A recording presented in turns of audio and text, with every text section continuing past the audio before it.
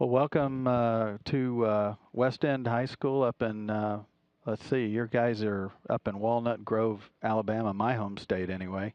I'm Kyle Herring with the NASA Public Affairs Office, and I'm joined by Jeff Chancellor. He is the radiation scientist for the National Space Biomedical Research Institute, which is actually located in downtown Houston. We're about 30 miles southeast of Houston, and we're sitting inside Mission Control. This is the space station flight control room that oversees all of the activities aboard the orbiting complex. And the space station right now is about midway across an Atlantic Ocean pass headed toward South Africa at about 240 miles up. And we're ready to take questions. And Michael Hare, are you out there? Yes, I am. Good morning, everyone. How are you guys doing? We're doing great, Michael. Excellent. All right, well, we have some very excited high school students from West End High School in Walnut Grove, Alabama, and they're going to say hi, and they've got lots of questions for you guys right there in the International Space Station Flight Control Room. Students, can you guys say hi? Hello. Hi. Hey, everybody. Hey, hello from Texas.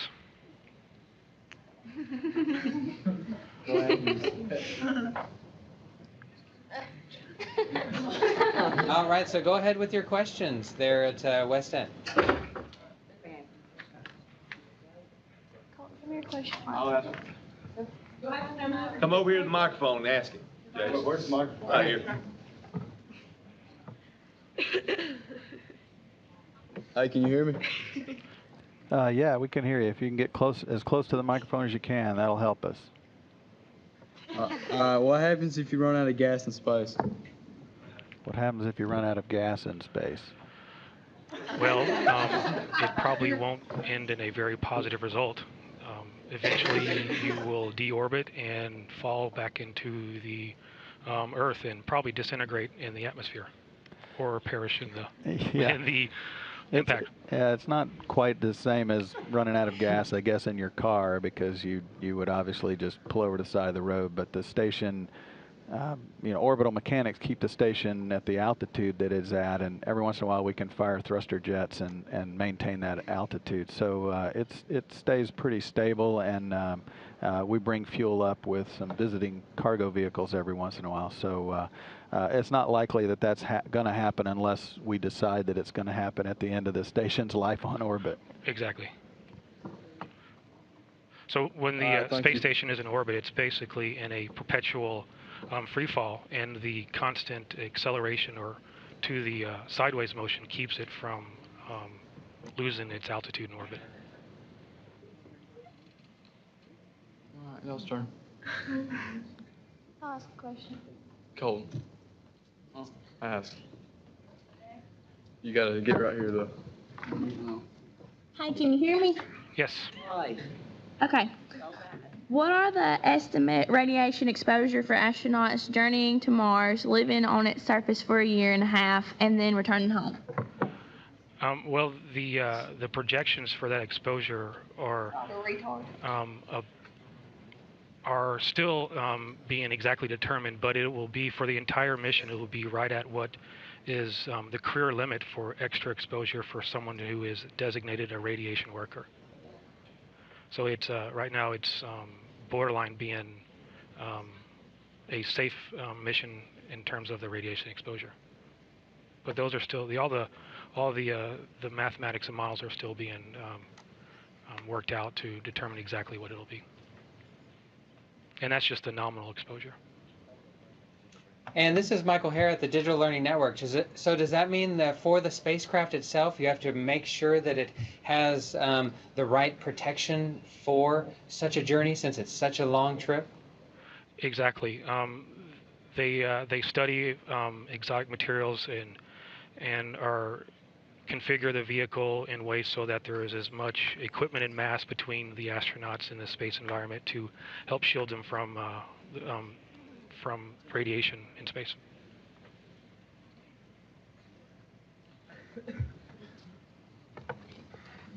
Next question. How did the recent solar flares affect the astronauts? I don't think it affected them in any way at all. Because of the fact that the space station is in orbit within the Earth's magnetic field, it acts kind of as a shield and deflected most of the radiation off of the surface of the Earth. There was some additional exposure from the protons that came from the solar event being trapped in the Earth's magnetic field, but the shielding of the ISS, and I believe one of the more heavier shielded areas is the US lab where they do most of their daily routine, provided enough safety for them to operate without having to change any of their daily routine. If too much radiation is on the astronauts, how would you get them home quickly? I'm sorry, say that again? If they were exposed to too much radiation, how would you get them home quickly? Well, there is a vehicle docked to the space station. They can use that as an escape vehicle to deorbit and get back to Earth and have medical attention provided to them.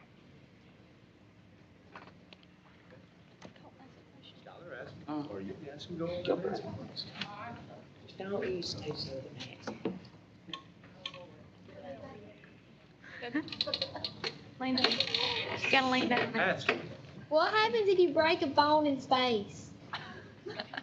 I'm sorry? I think the question was, what happens if you break a bone in space?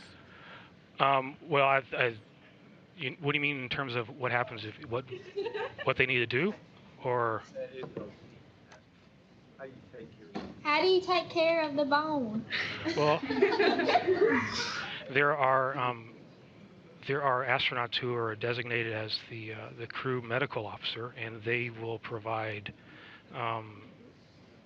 assistance in either stabilizing them and determining in communications with the flight surgeon who monitors the health of the crew during the entire mission as whether or not they need to stabilize the bone or the break in space or deorbit them and bring them for medical attention here in our hospital on Earth. That's a good question. It's one of those specific details you don't think about until a high school kid asks you. Excellent. Yeah, and they do have to be careful when they're up in space because it is very easy to move around up on the space station. So they need to be very mindful of how they're orienting their body while they're up in space. Now, for the students at West End High School, I was wondering if we could possibly line up. That way, we'd be able to get one question after another very smoothly. And remember to speak up so we can definitely hear the question. All right, let's go to West End.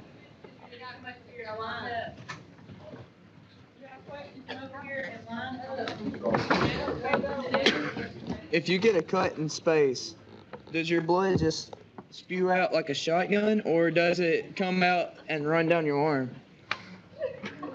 Well, it won't run down your arm because there is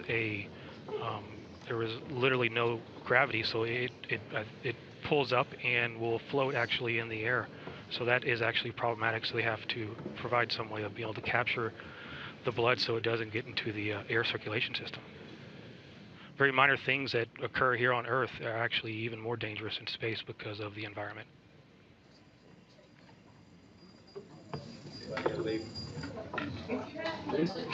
We've got a few that's got to leave right now, and we'll be right back. I've got to open up the room. There's several students still going to stay with you guys, so we'll be in and out here in just a minute. I got to go.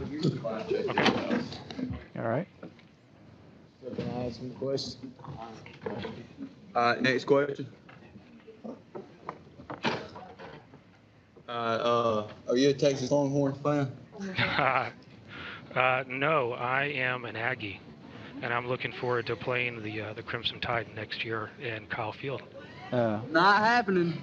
Roll Yeah, Tide. well, Roll Tide. Yeah, I'm a University of Alabama graduate, so. I'm sorry. That's what I'm talking about. Roll Tide. Roll Tide. And Jeff and I are still friends, so we're still okay. Exactly. We're going to have fun next year.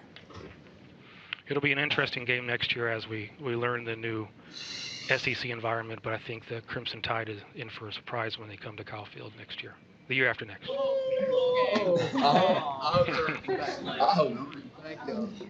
What do you do every day while living on the space station?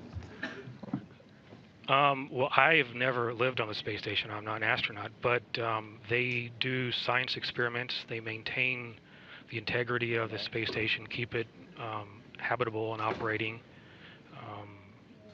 and perform experiments for either biomedical problems or other science that they've been asked to perform while they're in space. I think the mission duration right now is 6 months for the crew on average. But I would definitely love to live on the ISS for 6 months. I think we all would. Yeah, definitely.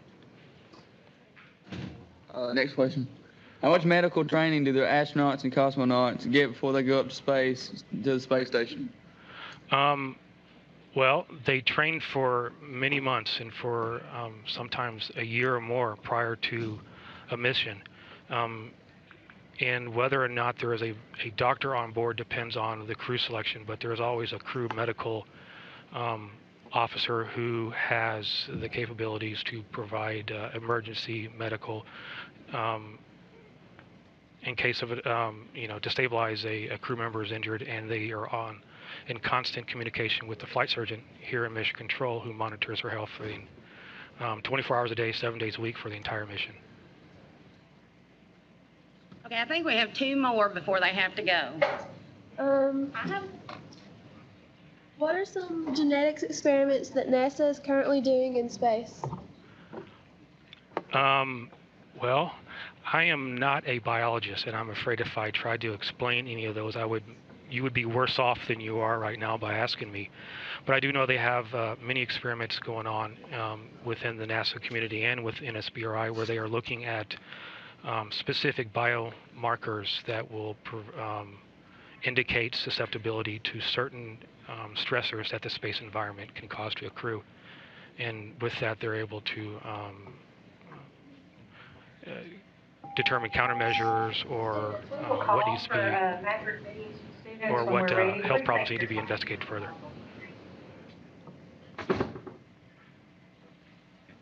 Does food taste different in space? I'm sorry? Can you repeat the question? Does food taste different in space? I know that the astronaut crew generally requests foods that are higher in salt and spices. I think the reduced gravity environment suppresses the taste buds, so they look for foods that have a stronger flavor so they can enjoy it. But unfortunately, I've never tasted food in space, but I'm looking forward to maybe having that opportunity one day. We have that opportunity to taste it on the ground before they fly it, but we don't actually get up there to taste it. But you're exactly right. That's what crews have said, that their taste buds do change a little bit, and spicier foods is more welcome, I guess, up there. Right. They have and I think the foods that are prepared for them have a much higher salt content than what we're accustomed to, and that is to accommodate their taste buds in many ways. All right. Well, West End High School, thank you so much for all of those awesome questions. And thank you, Mr. Chancellor and Mr. Herring. You're welcome. We really appreciate being able to visit inside Mission Control. Thank you. Thanks for having me. Great. Thank you. Thanks for joining us here, you guys. Good luck in school.